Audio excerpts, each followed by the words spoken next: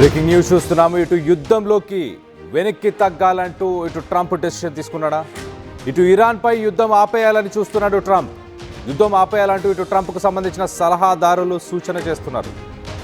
అమెరికాలో ఎన్నికలున్న దృష్ట్యా ఇటు మిడ్ టర్మ్ ఎలక్షన్స్ ఉండడంతో మొత్తానికైతే యుద్ధం ఆపకపోతే ఇటు ప్రజల నుంచి తిరుగుబాటు వస్తుందంటూ ఇటు సలహాదారులు ట్రంప్ అడ్వైజర్షిప్కి వస్తున్నారు.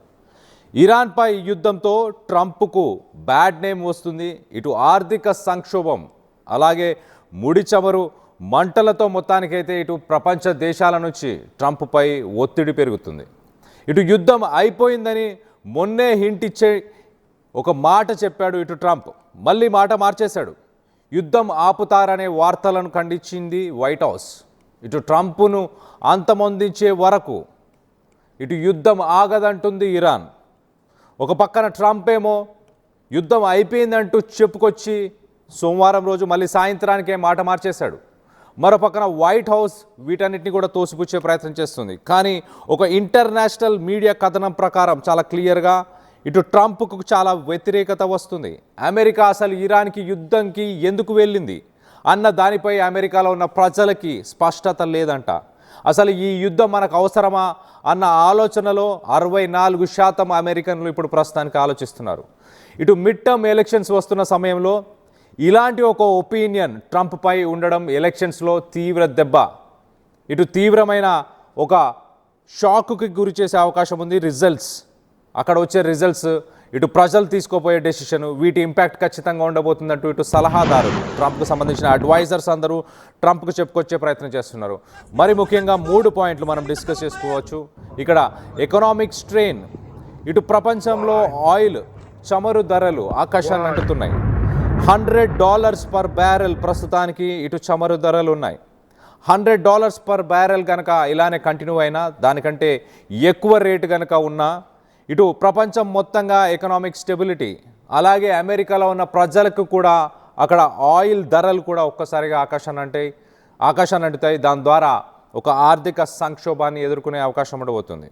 సో మొత్తం మీద దాంతోపాటు ఇటు ట్రంప్ చేస్తున్న ఈ స్ట్రాటజీస్ అలాగే ఈ కాస్ట్లీ వార్, ఇరాన్లో ఏదైతే యుద్ధం చేస్తున్నారో అదొక కాస్ట్లీ వార్, దానికి సంబంధించి మిడ్ టర్మ్ ఎలక్షన్స్లో ఇంపాక్ట్ ఉండబోతుంది. సో రాజకీయంగా కూడా ఇటు ట్రంప్కి ఒక దెబ్బ పడే అవకాశం ఉంది. మరో పక్కన అక్కడ ఉన్న ప్రజలు ఒకసారి మనం చూస్తే కనుక 64% అమెరికన్స్ అసలు ఈ యుద్ధం ఎందుకు చేస్తున్నాము అన్న స్పష్టత లేదంట వాళ్ళకి. సో క్లియర్గా ప్రజలకి అసలు ఇరాన్పై దాడి ఎందుకు చేస్తున్నారు, నిజంగా అణ్వాయుధాల గురించేనా? ఒకవేళ అణ్వాయుధాల గురించే అయితే ట్రంప్ గతంలో కొన్ని స్టేట్మెంట్స్ చేశాడు.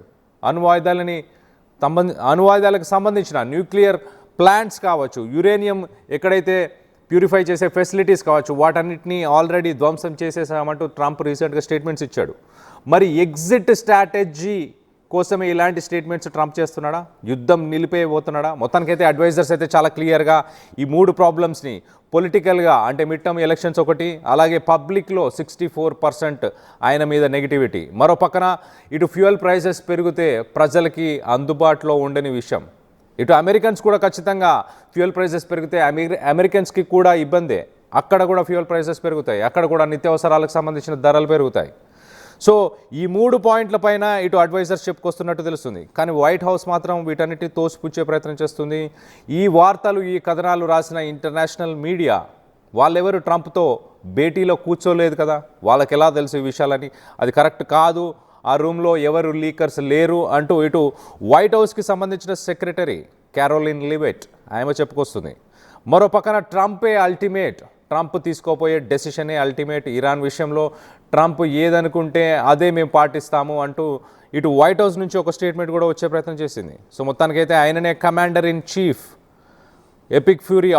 ఆపరేషన్ ఎపిక్ ఫ్యూరీ ఎప్పుడు ముగించాలి అనేది ఆయన చేతుల్లోనే ఉందంటూ ఇటు వైట్ హౌస్ చెప్పుకొచ్చే ప్రయత్నం చేసింది. మరోపక్కన ఇరాన్ ఒక్కసారి మనం చూస్తే కనుక ఇరాన్ ట్రంప్ని, ఇజ్రాయెల్ని, అమెరికాని వారిద్దరిపైన కూడా ఖచ్చితంగా రివెంజ్ తీసుకునేదాకా ఆగేదే లేదంటూ, అలాగే చర్చల కోసం కూడా మేము సిద్ధంగా లేమంటూ కూడా ఇరాన్కి సంబంధించిన కొత్త సుప్రీం లీడర్ మొస్తఫా ఖమేనీ ఒక స్టేట్మెంట్ ఇచ్చాడు. అంటే ఒకవేళ అమెరికా ఇజ్రాయెల్ చర్చలకు రావాలనుకున్నా కూడా ప్రస్తుతానికి ఇరాన్ సిద్ధంగా లేదు. ఒకవేళ నిజంగానే అమెరికన్స్ అలాగే ఇజ్రాయలియన్స్ వీళ్ళు యుద్ధం నుంచి బయటికి వెళ్ళాలనుకుంటే కనుక ఇరాన్ మరి మిసైల్ స్ట్రైక్స్ ఆపుతుందా? ఆపకపోతే యుద్ధంలో నుంచి ఇటు అమెరికా బయటికి వెళ్ళలేని పరిస్థితి. ఒక రకంగా అమెరికా ఎగ్జిట్ కొట్టాలన్న ఎగ్జిట్ స్ట్రాటజీ కూడా వర్కౌట్ అవ్వకపోవచ్చు. అసలు క్లియర్గా ఇరాన్ పైన యుద్ధానికి ఎందుకు వెళ్ళింది అమెరికా అన్న దానిపై అమెరికన్స్కి ఇంకా క్లారిటీ లేదు. మరో పక్కన ఇటు వైస్ ప్రెసిడెంట్, అమెరికాకు సంబంధించిన వైస్ ప్రెసిడెంట్ జేడీ వ్యాన్స్ కొన్ని పాయింట్స్ని ఆయన చెప్పే ప్రయత్నం చేశాడు. ఆయన ఆఫ్ఘనిస్తాన్లో జరిగిన యుద్ధం, ఇటు ఇరాక్లో జరిగిన యుద్ధం, ఈ రెండు యుద్ధాల గురించి మాట్లాడుతున్నాడు. ఆఫ్ఘనిస్తాన్లో 20 సంవత్సరాలు అమెరికన్ ట్రూప్స్ నిల్చున్నాయి, యుద్ధం చేశాయి, అక్కడున్న తాలిబాన్స్తో పోరాడాయి. ఒక డెమోక్రటిక్ గవర్నమెంట్ని తీసుకొచ్చే ప్రయత్నం చేశాము అంటూ ఇటు గత ప్రెసిడెంట్లు చెప్పుకొచ్చారు అంటూ జేడీ వ్యాన్స్ అంటున్నాడు. ఇటు అమెరికా వైస్ ప్రెసిడెంటే గతంలో ఉన్న ఇటు జార్జ్ డబ్ల్యూ బుష్ అలాంటి ప్రెసిడెంట్స్ని తప్పుపట్టే ప్రయత్నం చేస్తున్నాడు. క్లారిటీ లేకుండా ఆఫ్ఘనిస్తాన్ పైకి యుద్ధానికి వెళ్ళారు, 20 సంవత్సరాలు యుద్ధం చేశారు, ఎన్నో బిలియన్ డాలర్లు అక్కడ ఖర్చు చేశారు, దానివల్ల అసలు ఉపయోగమే లేదు అంటూ ఇటు ఆఫ్ఘనిస్తాన్ గురించి మాట్లాడుతున్నాడు.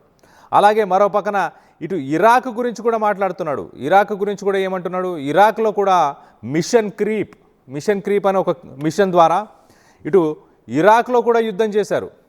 ఇరాక్లో కూడా యుద్ధం చేసినా కూడా ఎందుకు చేశారు ఇరాక్లో అన్న దానిపై క్లారిటీ అప్పుడున్న ప్రెసిడెంట్స్కి లేదు అంటూ ఇటు JD Vance America vice president చాలా సెన్సేషనల్ కామెంట్స్ అని చెప్పొచ్చు. ఒక పక్కన ఇటు ఇరాక్ ఆఫ్ఘనిస్తాన్ గురించి మాట్లాడుతున్నారు, అలాగే ఇటు ఇరాన్ మీద ఒక్కసారి మాకు క్లారిటీ ఉందని చెప్పుకొచ్చే ప్రయత్నం చేస్తున్నారు. మాకు క్లారిటీ ఉంది ఇరాన్ మీద యుద్ధంకి ఎందుకు వెళ్తున్నామని.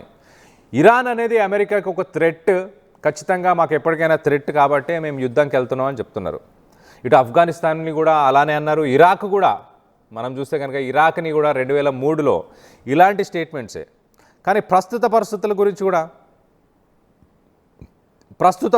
గురించి కూడా మనం ఒకసారి చూస్తే కనుక ఇటు జేడీ వ్యాన్స్ గతంలో ఉన్న ప్రెసిడెంట్స్ అందరినీ తప్పుపట్టే ప్రయత్నం చేస్తున్నాడు. కానీ ఇరాన్ విషయంలో ఒకసారి చూస్తే ఇరాన్ విషయంలో కూడా ఆయన కొన్ని మాటలు మాట్లాడాడు. ఇరాన్ విషయంలో ఇటు అమెరికాకి ఇచ్చిన ఇంటెలిజెన్స్ ప్రకారం అక్కడ అణువాయుధాలు ఉన్నాయి, దాని ద్వారా ఇటు ఇజ్రాయెల్ కానీ అమెరికా వీటిని టార్గెట్ చేసే అవకాశం ఉంది ఖచ్చితంగా అంటూ మొత్తానికైతే ఆ ఇన్ఫర్మేషన్ ఇచ్చిన వారు కూడా సరైన ఇన్ఫర్మేషన్ ఇవ్వలేదంటూ ఇటు వైస్ ప్రెసిడెంట్ జేడీ వ్యాన్స్ చెప్పుకొచ్చే ప్రయత్నం చేస్తున్నాడు. సో మొత్తం మీద ఇటు వైస్ ప్రెసిడెంట్ మాత్రం ఇటు ఆఫ్ఘనిస్తాన్ అలాగే ఇటు ఇరాక్లో జరిగిన యుద్ధాల గురించి మాట్లాడుతున్నాడు. అక్కడ క్లారిటీ లేకుండా అప్పుడున్న ప్రెసిడెంట్స్ వ్యవహరించారు. కానీ ట్రంప్ అలా కాదు, ట్రంప్కి క్లారిటీ ఉంది, ఒక క్లియర్ విజన్ ఉంది అంటూ చెప్పుకొచ్చే ప్రయత్నం చేస్తున్నాడు. మరో పక్కన అమెరికన్ ప్రజలు మాత్రం 64% ప్రజలు, అక్కడ ఎవరైతే ప్రజలు ఉన్నారో వాళ్ళందరూ కూడా అసలు ఈ యుద్ధం ఎందుకు చేస్తున్నాం, ఇంత కాస్ట్లీ వార్, కొన్ని బిలియన్స్ ఆఫ్ డాలర్స్, ప్రతిరోజు $500 మిలియన్. రీసెంట్గానే ఇటు మళ్ళీ కాంగ్రెస్ నుంచి ఇటు మళ్ళీ డబ్బు కావాలి అంటూ ఇటు ట్రంప్ కోరాడు. దానిపై కూడా చాలా విమర్శలు వచ్చాయి. రానున్న రోజుల్లో ఇటు మిడ్ టర్మ్ ఎలక్షన్స్ కూడా ఉన్నాయి. మరి మిడ్ టర్మ్ ఎలక్షన్స్లో ట్రంప్ ఓడిపోయే అవకాశం ఉందా? ట్రంప్ సీటుని పక్కకు జరిపే అవకాశం ఉందా? యుద్ధాన్ని ఒక కారణంగా చూపించి ట్రంప్ ఇంకా 2 సంవత్సరాలు కొనసాగే అవకాశం కూడా ఉంది. ఇటు అమెరికాలో ప్రెసిడెంట్గా ఉన్న వ్యక్తి 4 సంవత్సరాలు తన పదవీ కాలం, దాని తర్వాత ఎలక్షన్స్ గెలిస్తే మరొకసారి తను 4 సంవత్సరాలు పాలించవచ్చు. మొత్తానికైతే 8 సంవత్సరాలు. ఈ 8 సంవత్సరాల సమయంలో తను పాలిస్తున్న సమయంలో, తను రూల్ చేస్తున్న టైంలో ఒకవేళ యుద్ధం కొనసాగితే ఇంకొక 2 సంవత్సరాలు ఎలక్షన్స్ని పోస్ట్పోన్ చేసే అవకాశం ఉంటుంది. ట్రంప్ మరి ఎలక్షన్స్ కోసమే ఇప్పుడు ప్రస్తుతానికి వార్ని పోస్ట్పోన్ చేసే ప్రయత్నం చేస్తున్నాడా? దీనికి సంబంధించి యుద్ధం నుంచి ఎలా బయటపడాలి అని ప్రస్తుతానికి ఇటు ట్రంప్ అడ్వైజర్స్ అయితే చెప్తున్నారు. ఒక ఎగ్జిట్ స్ట్రాటజీని పెట్టుకోండి, ఎగ్జిట్ స్ట్రాటజీ ద్వారా బయటికి వెళ్ళిపోదాం, ఏదో ఒక కారణం ద్వారా త్వరగా యుద్ధాన్ని ముగించేయాలి అంటూ కూడా అడ్వైజర్స్ చెప్పుకొస్తున్నారు. ఇటు అమెరికాలో ప్రజలు మద్దతు కోల్పోవడం, అలాగే ప్రపంచ దేశాల నుంచి వస్తున్న ప్రెషర్, ఒకసారి మనం చూస్తే కనుక ఇటు గల్ఫ్ దేశాల సిచ్యువేషన్ మనం మాట్లాడుకుందాం. గల్ఫ్ దేశాలు ఇటు సౌదీ అరేబియా రీసెంట్ టైమ్స్లో ఇటు సౌదీ అరేబియాని అమెరికా యుద్ధంలో పార్టిసిపేట్ చేయాలని కోరింది. రియాద్ దానికి వ్యతిరేకంగా మేము ఇరాన్పై యుద్ధానికి సిద్ధంగా లేము, మాకు యుద్ధం చేయాల్సిన అవసరం లేదంటూ ఇటు సౌదీ అరేబియా వెనక్కి తగ్గింది. సో ఈ రకంగా చూస్తే కనుక ఇటు అమెరికా తన సొంత తన సొంత కారణాల కోసం కావచ్చు, సొంత అభిరుచుల కోసం కావచ్చు, తన సొంత ఎజెండా కోసమే ఇరాన్పై యుద్ధం వెళ్ళింది. ఇటు సౌదీ అరేబియా కానీ గల్ఫ్ దేశాలు కానీ ఇరాన్పై యుద్ధాన్ని వాళ్ళు సపోర్ట్ చేయట్లేదు, కానీ వాళ్ళు ఇబ్బంది పడుతున్నారు. అక్కడున్న అమెరికన్ అసెట్స్ అన్నీ కూడా ఇప్పటిదాకా ఇరాన్ కూల్చేసింది. కానీ ఇప్పుడు ప్రస్తుతానికి గల్ఫ్ దేశాల్లో అక్కడ త్రాగునీరు కూడా లేకుండా చేసే ప్రయత్నం చేసింది ఇరాన్. అక్కడ డీశాలినేషన్ ఫెసిలిటీస్ వీటన్నిటిని టార్గెట్ చేసింది. సో రానున్న రోజుల్లో 70% ఇటు వాటర్ రిసోర్సెస్గా పనిచేసే ఆ డీశాలినేషన్ ఫెసిలిటీస్ అవి లేకపోవడంతో మొత్తానికైతే గల్ఫ్ దేశాల్లో నీటి కొరత ఏర్పడే అవకాశం ఉంది. ఒక వారం 2 వారాల్లోనే అలాంటి పరిస్థితులు గల్ఫ్ దేశాలు ఎదుర్కొనే పరిస్థితి. మరో పక్కన ఇటు స్ట్రెయిట్ ఆఫ్ హార్మోస్ గురించి మనం మాట్లాడుకుంటే ఇటు ఆయిల్ రిజర్వ్స్ని ప్రపంచ దేశాలకి ఒక లైఫ్ లైన్ అని చెప్పొచ్చు. దాదాపు 20% ఆయిల్ రిజర్వ్స్ అక్కడి నుంచే, ఇటు స్ట్రెయిట్ ఆఫ్ హార్మోస్ నుంచే 20% ఆయిల్ ఇటు చమురు ప్రపంచ దేశాలకు వెళ్తుంది. అలాంటి 20% చమురు వెళ్ళే ఆ మార్గం గుండా ప్రస్తుతానికి నౌకలు రాకపోకలు నిలిచిపోయాయి.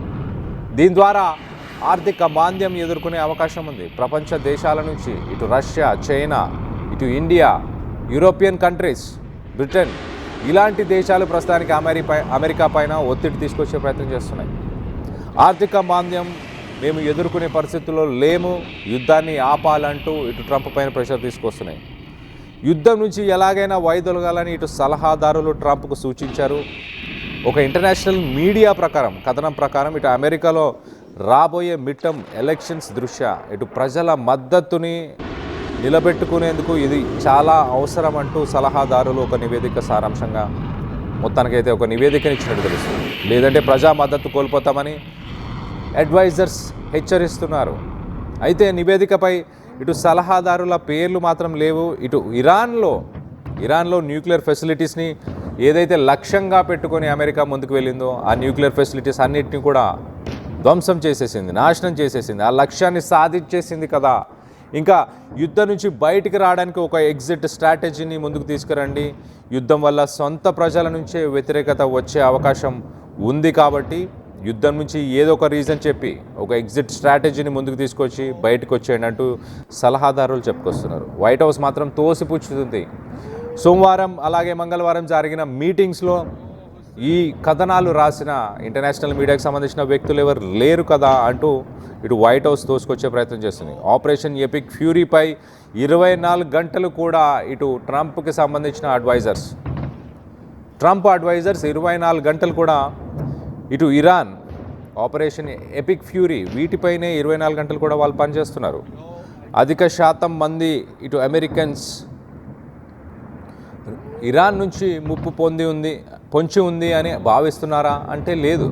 64% అసలు వార్కి ఎందుకు వెళ్ళాము, ఇంత కాస్ట్లీ వార్కి వెళ్ళాల్సిన అవసరం ఏముంది అంటూ ఇటు చెప్పుకొచ్చే ప్రయత్నం చేస్తున్నారు. ప్రస్తుతం ఇటు అధ్యక్షుడు ట్రంప్ అలాగే అంతర్జాతీయ ఆర్థిక సంక్షోభం గ్లోబల్ రెసెషన్ రాబోతుంది కాబట్టి, అలాగే ఇటు నౌక రవాణా విపత్తు, ఇటు ఇంటర్నేషనల్ గ్లోబల్ ట్రేడ్ అలాగే ఇటు ఆయిల్ రిజర్వ్స్, ఎనర్జీ సెక్టార్కి సంబంధించి వీటన్నిటినీ కూడా పరిశీలించాలి. ఇరాన్తో యుద్ధం ఇంకా ఇంటెన్సిఫై అయితే ప్రపంచంలో ఇటు ఫ్యూయల్, జీవనాడిగా ఉన్న ఫ్యూయల్, లైఫ్ లైన్గా ఉన్న ఫ్యూయల్ దెబ్బతింటుంది. ఆర్థిక భారం పెరుగుతుంది. ఇటు అమెరికన్స్ మీద, ప్రపంచ దేశాల్లో ఉన్న ప్రజలందరిపైన కూడా ఆర్థిక భారం పెరుగుతుంది. దీంతో పలు మార్గాల్లో ఇటు చమురు సంక్షోభాన్ని కూడా పరిష్కరించడానికి ట్రంప్ యంత్రాంగం ప్రయత్నాలు చేస్తుంది ప్రస్తుతానికి. మరో పక్కన ఇటు ఇండియా పరిస్థితి ఒకసారి మనం చూస్తే కనుక ఆల్రెడీ ఇండియాలో ఇరాన్, ఇజ్రాయెల్కి సంబంధించి, అమెరికాకు సంబంధించిన ఈ యుద్ధం వల్ల ఇండియాలో ఇప్పటికే దానికి సంబంధించిన ఎఫెక్ట్స్ కనిపిస్తున్నాయి. ఇటు కమర్షియల్ గ్యాస్కి సంబంధించి మనం మాట్లాడుకుంటే కనుక కమర్షియల్ గ్యాస్ ఇటు రెస్టారెంట్స్ అలాగే హోటల్స్, చిన్న బడ్డీ కొట్ల నుంచి మొదలు పెట్టుకుంటే పెద్ద రెస్టారెంట్స్ దాకా అందరూ ఎల్పిజినే వాడుతుంటారు. ఆ ఎల్పిజి ప్రస్తుతానికి 2 రోజుల నిల్వలు మాత్రమే ఉన్నాయి. ఇటు కేంద్ర ప్రభుత్వం ఇటు కమర్షియల్ గ్యాస్ అవుట్పుట్ని తగ్గించండి, ఓన్లీ ఇంట్లో వాడకానికి మాత్రమే అవుట్పుట్ని పెంచండి, హాస్పిటల్స్కి, ఎమర్జెన్సీ ప్లేసెస్కి మాత్రమే గ్యాస్ని సరఫరా చేయండి, ఉత్పత్తిని పెంచండి అంటూ చెప్పుకొస్తుంది. సో ఇటు ఇరాన్, అమెరికా అలాగే ఇజ్రాయెల్కి సంబంధించిన ఈ యుద్ధం ఆల్రెడీ ఇటు ఇండియాని తాకింది. ఇటు తెలుగు రాష్ట్రాల పరిస్థితి 2-3 రోజుల తర్వాత మనం చూస్తే కనుక ఇటు రెస్టారెంట్స్, హోటల్స్ వీటిల్లో ప్రస్తుతానికి ఇవన్నీ కూడా బంద్ చేయాల్సిన పరిస్థితి. ఇటు ఈ హోటల్ హాస్పిటాలిటీ ఇండస్ట్రీని నమ్ముకొని వేలాది మంది, లక్షలాది మంది, ఎంతోమంది దీనిపై ఆధారపడుతూ ఉంటారు. అలాగే ఇటు senior citizens, students, IT employees ఇలాంటి వ్యక్తులందరూ కూడా వాళ్ళ దినచర్యగా వాళ్ళు ప్రతిరోజు ఇలాంటి హోటల్స్ మీదనే, ఇలాంటి రెస్టారెంట్స్ వీటిపైనే ఆధారపడుతుంటారు. Especially IT employees, senior citizens ఇలాంటి వ్యక్తులందరూ కూడా ఆధారపడుతుంటారు. సో మొత్తం మీద యుద్ధం నుంచి ట్రంప్ వైదొలుగుతాడా? అడ్వైజర్స్ చెప్తున్న మాటలను వింటాడా? రానున్న మిడ్ టర్మ్ ఎలక్షన్స్ని దృష్టిలో పెట్టుకొని మొత్తానికైతే ట్రంప్ తగ్గే అవకాశాలు ఉన్నట్టు కనిపిస్తున్నాయి. యుద్ధం ఆగిపోయే అవకాశం ఉన్నట్టు కనిపిస్తుంది.